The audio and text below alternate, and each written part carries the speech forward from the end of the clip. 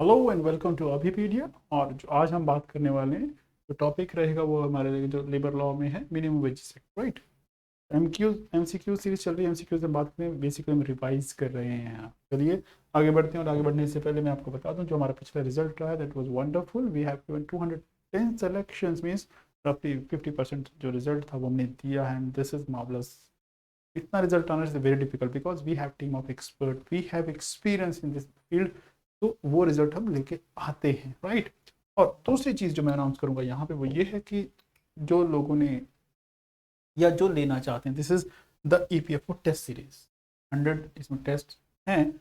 और उसके साथ आपको सोशल सिक्योरिटी का जो कोर्स है, this is the live course, वो फ्री ऑफ कॉस्ट दिया जा रहा है। तो अगर किसी को डाउट अगर रहता है तो ये आप इसको ज्वाइन करेंगे। मीन्स टेस्ट सीरीज आपके रिवीजन के लिए डाउट्स हैं तो वहाँ से क्लियर कर सकते हैं। सोशल सिक्योरिटी का रिकॉर्ड करेगा आपका कुछ रहता है। तो उसके अलावा अगर आपको लगता है कि आपको कई टॉपिक्स हैं जहाँ पे डाउट्स हैं, पूरा कोर्स आपने कभी नहीं लिया, कोचिंग नहीं लिया या पूरा कोर्स नहीं लेना चाहते हैं, तो आप वो स्पेसिफिक टॉपिक जो है उसका कोर्स ले सकते हैं। That is a micro course भी है, राइट। तो ये स्पेशल है हमारे यहाँ पे। तो आपको पूरा कोर्स लेने की जरूरत नहीं। फॉर एग्जाम्पल अगर आपको लगता है कि लेबर लॉ में कुछ टॉपिक्स आपको समझ नहीं आए, आपको समझने हैं, राइट, तो पर्टिकुलर टॉपिक का, स्पेसिफिक टॉपिक का जो है कोर्स ले सकते हैं। That is a micro course. Same इस केस आपको लगता है कि जीके का है या उसमें अकाउंटिंग का कुछ समझना है या कुछ और रह गया है, तो आप इसको ले सकते हैं, राइट। चलिए अब स्टार्ट करते हैं questions. And this is the very first question we have. The statutory minimum wage is fixed under which act? ये क्वेश्चन है पहला। अब अगर नाम उठा के देखें, पेमेंट ऑफ वेजेस एक्ट, तो मुझे लगता है इससे भी हो सकता है, राइट। वेज की बात करें ना तो पेमेंट ऑफ वेज में ही होगा ये। इक्वल इक्वल रेम्यूनरेशन, तो ये भी वेज की बात कर रहे हैं, इसमें भी हो सकता है। वर्कमैन कंपनसेशन, कंपनसेशन काम किया तो कंपनसेशन मिलना चाहिए ना भाई उसको, उसमें भी हो सकता है। या मिनिमम वेजेस है, तो किस में होगा? जिसने पढ़ा है उसको आइडिया है। सवाल है उसका statutory provision for the minimum veg, तो उसके लिए गवर्नमेंट ने एक स्पेशल जो है एक्ट पास कर दिया था, मिनिमम वेज एक्ट। उसी के तहत ही जो है वो क्या है? D. D is the right answer. Minimum wage act 1948, right. Next question की ओर आगे बढ़ते हैं। This is the next question. It says under the minimum wages act 48 the appropriate government the appropriate government shall fix the minimum rates of wages payable to the employee employed in an employment specified in। Typical सा question है, ऐसे question बहुत काम आएंगे, but इसलिए डाला कि आपको एक आइडिया लग जाए कि ऐसा क्वेश्चन भी कभी कभी आ सकता है। क्या पूछ रहा है कि किस शेड्यूल में है, किस पार्ट में है, उस एक्ट के, उस स्टैट्यूट के क्या होना चाहिए। अगर किसी को तो बता दीजिए, अदरवाइज मैं बता देता हूँ। यहाँ पे सिर्फ शेड्यूल 1 लिखा, 2 लिखा, 1 लिखा, 2 लिखा, part 2, part 2, part 1 to part 1 अलग अलग हैं तो कन्फ्यूजन होगी। दिस इज इन शेड्यूल 1, और उसके जो दोनों पार्ट है, पार्ट 1 और पार्ट 2, वो इसमें कवर होते हैं। तो शेड्यूल 1 पार्ट 1 एंड 2, तो उसमें दिया गया है कि जो एम्प्लॉयज को मिनिमम वेज है वो कितनी होनी चाहिए, उसके अकॉर्डिंग यहाँ से होगा, राइट। चलिए नेक्स्ट क्वेश्चन की ओर आगे बढ़ते हैं। This is the third question we have. Which of the following is not a method for fixing the minimum wages under the Act of Minimum Wages? तो कौन कौन से मेथड हैं? देखिए हम बात करते हैं नोटिफिकेशन मेथड। यस, नोटिफाई करना पड़ेगा उसको। Bargaining method, committee method, bargaining या none of the above. Committee method होता है और notification method. There is no such method of bargaining कि आप बार्गेन करेंगे और वहां से ये वेजेस फिक्स करा लेंगे। तो इसका जो सही आंसर होना चाहिए वो सी होना चाहिए। C is the best possible answer हम कहेंगे। चलिए आगे चलते हैं, राइट। और यहाँ हमने लिखा हुआ है नोटिफिकेशन द कमेटी मेथड, यही दो ऑप्शन है इसके, या दो सही कह सकते हैं। Fourth question we have, it says the minimum wages as fixed under the minimum wage act must be revised at least once in. इसको जो कितने दिन में रिवीजन हो जाना चाहिए, इसका जो रेट है या वेज है, ये नहीं कुछ अगर फिक्स कर दिया वही रहेगा मिनिमम, उसको रिवाइज करना पड़ता है। तो एटलीस्ट कह रहा है ये, मतलब उससे कम भी कर सकते हैं। और जनरली गवर्नमेंट जो है साल में 2 बार कर देती है, साल में तो करती ही करती है ना। तो 2 साल है, 3 साल है, 5 साल है, या एक्ट में मेंशन नहीं है। क्या आंसर होना चाहिए? या 4 ऑप्शंस, सही आंसर क्या है? सी। तो एटलीस्ट 5 साल में, उससे पहले भी कर लीजिए, 5 साल में तो ये रिवाइज हो जाना चाहिए। मिनिमम वेजेस को चेंज करनी ही पड़ेंगी। क्यों करनी पड़ेगी? क्योंकि भाई महंगाई बढ़ रही है, इन्फ्लेशन होता है, कॉस्ट ऑफ लिविंग बढ़ रही है, तो आपको उसी वेजेस पे लोग नहीं मिल सकते काम करने के लिए, दूसरा कंपटीशन है। तो ये इसका आंसर हो गया। चलिए नेक्स्ट क्या है कि द मिनिमम वेज एक्ट 948 है। अब ये इसमें क्या क्या है कि आपको समझना है कि इसमें वन शेड्यूल है जो कि अलग अलग इंडस्ट्री कवर करता है, इसमें एक शेड्यूल है जो इंडस्ट्री, शॉप और एस्टेब्लिशमेंट कवर करता है, इसमें एक शेड्यूल है जो शॉप और एस्टेब्लिशमेंट कवर करता है, ये इसमें 2 शेड्यूल हैं जो इंडस्ट्री और एग्रीकल्चर कवर करता है। क्या आंसर होना चाहिए? अभी 4 ऑप्शंस, फटाफट बताइए। I'll give you 5 seconds to answer this question। लिख दीजिए question number 5, answer is ABCD, जो आपको लगता है फटाफट से बता दीजिए। I'll wait for you guys। तो इसके अकॉर्डिंग क्या होना चाहिए कि there are 2 schedules. D is the right answer, best possible option we have. 2 schedule जिसमें इंडस्ट्री और एग्रीकल्चर दोनों को कवर किया जाता है, राइट। क्योंकि मिनिमम वेज जो है गवर्नमेंट सभी के लिए अनाउंस करती है, ऐसा नहीं किसी स्पेसिफिक क्लास के लिए अनाउंस किया जा रहा है।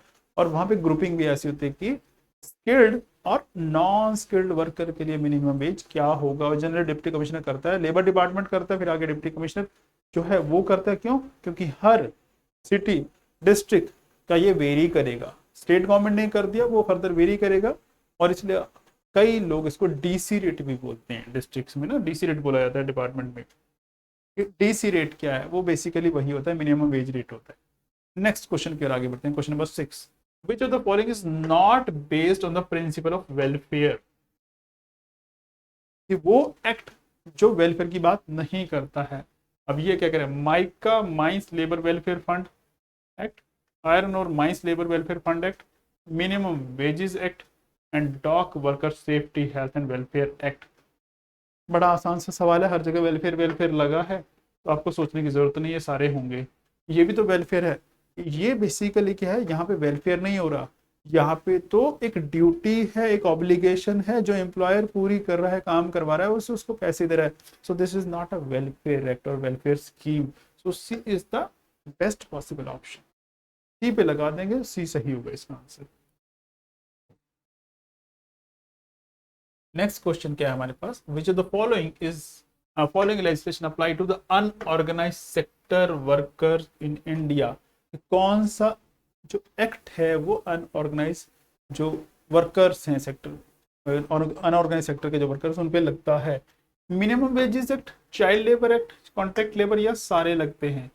क्या होना चाहिए जी? देखो ऐसा है, जो स्पेसिफिक है वो तो है ही है। अगर हमने बात की चाइल्ड लेबर एक्ट है, मिनिमम वेज है किसके लिए? सभी के लिए।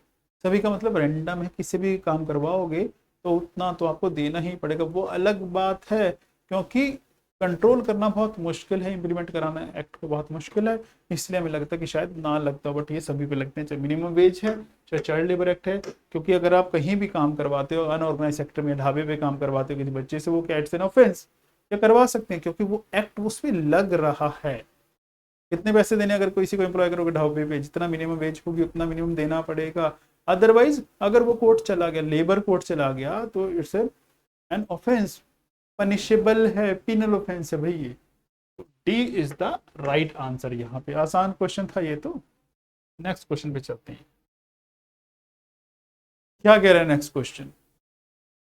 Under the Minimum Wages Act, which of the following cannot be appointed by appropriate government by notification under the official gazette for deciding claims arising out of payment of less than the minimum wage rate of wages?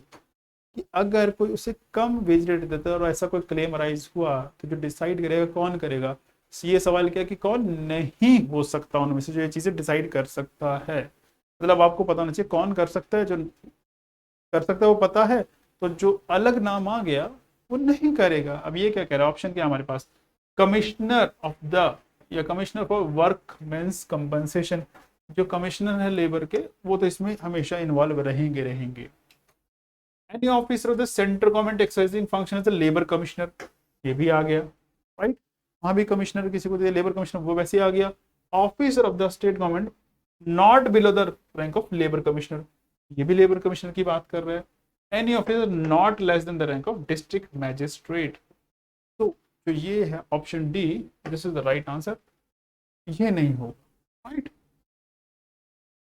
Can not be, district magistrate जो है उससे नीचे वाला बंदा, अगर हम कहें कि वो नहीं होगा, वो भी सारे उससे ऊपर ही अलग ही हैं उससे, तो ये हमारा ऑप्शन जो है डी इसका सही आंसर होगा।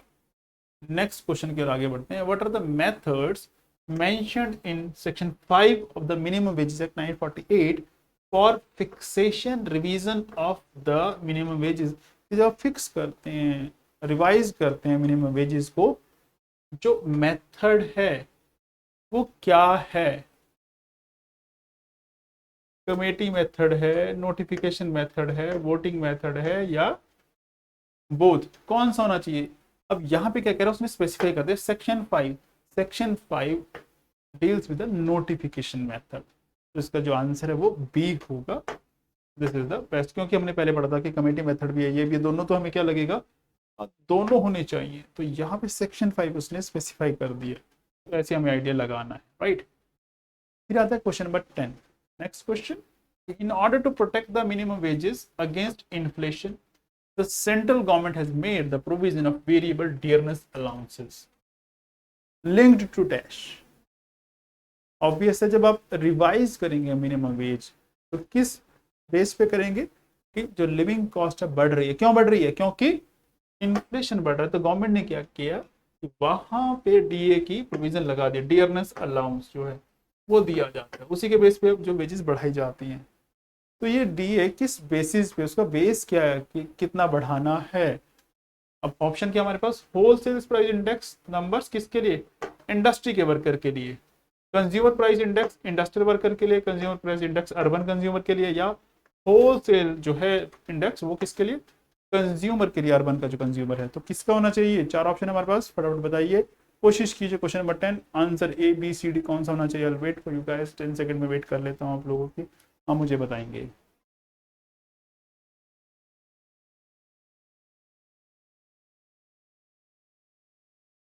जी फटाफट चलिए, मैं बता देता हूँ। तो यहाँ पे क्या, जब भी हम बात करते हैं, हम कंज्यूमर प्राइस इंडेक्स की बात करते हैं पहली बात तो।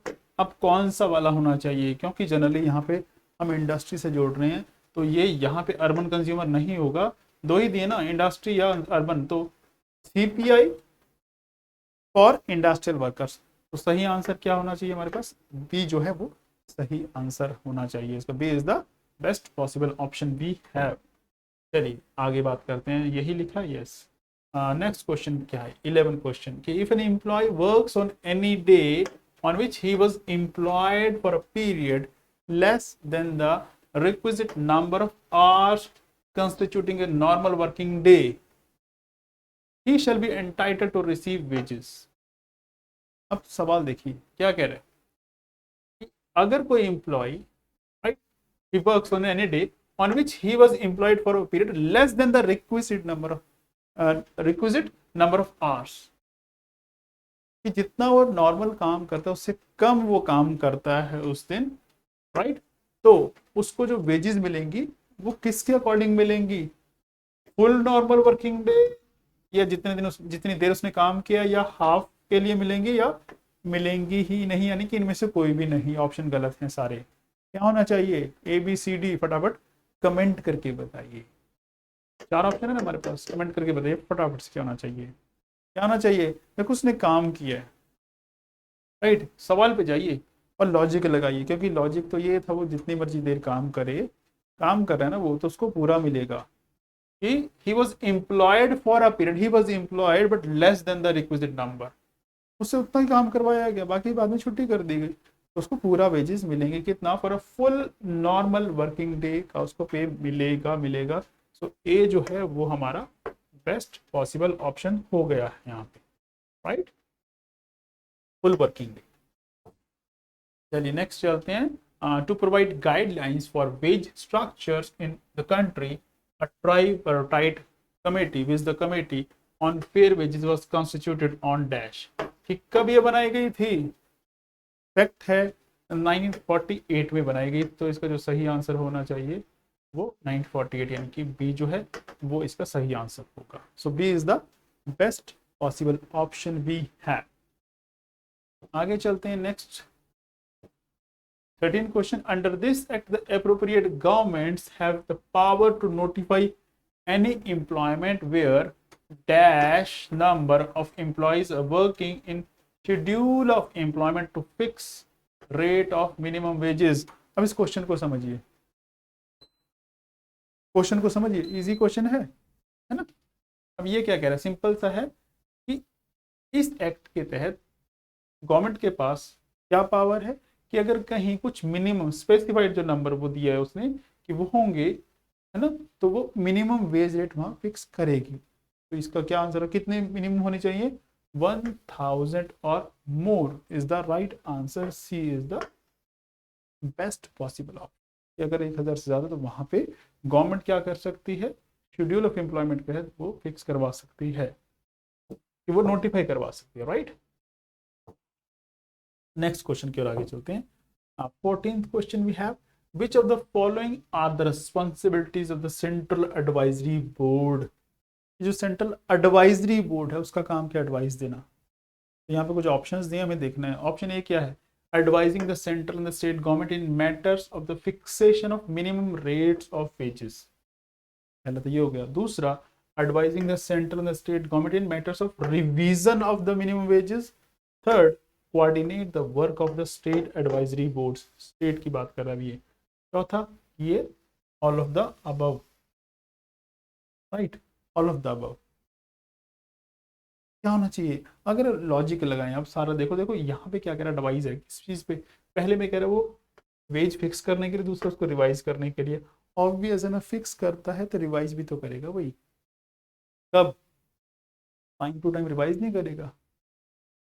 हमने पढ़ा था कि रिवीजन होना चाहिए कितना, 5 साल के अंदर अंदर होना, तो रिवाइज भी वही करेगा। उसके अलावा जो स्टेट के एडवाइजरी बॉडीज हैं या जो बोर्ड्स हैं उनके बीच में कोऑर्डिनेशन बनाना, राइट। तो क्या होना चाहिए, D is the best possible option we have, तो डी पे लगा देंगे। चलिए नेक्स्ट क्वेश्चन क्या है हमारे पास, the central advisory board shall consist of the following members nominated by the central government। Central advisory board में जो लोग हैं वो कौन कौन होने चाहिए, जो सेंट्रल गवर्नमेंट नॉमिनेट करेगी। एम्प्लॉयर की तरफ से होने चाहिए, एम्प्लॉय या इंडिपेंडेंट पर्सन, या सारे कौन होना चाहिए, राइट। तो क्या आंसर होना चाहिए, फटाफट बताइए 5 सेकंड में। एम्प्लॉयर के लोगों को उसमें लगाया जाएगा, एम्प्लॉयज की तरफ से जो लोग उनको लगाया जाएगा, या इंडिपेंडेंट पर्सन होंगे। क्या इसका सही आंसर, देखो उसमें एम्प्लॉयर, एम्प्लॉयर और इंडिपेंडेंट तीनों की तरफ से लोग होंगे, तो डी जो है वो सही आंसर होना चाहिए, all of the above.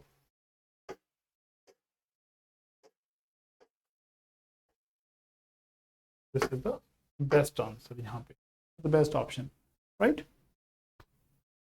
Right. तो दिस वाज समथिंग जो आज हमें डिस्कस करना था। फिर मिलेंगे नेक्स्ट सेशन में, तब तक एंजॉय कीजिए। Thank you so much, bye, take care.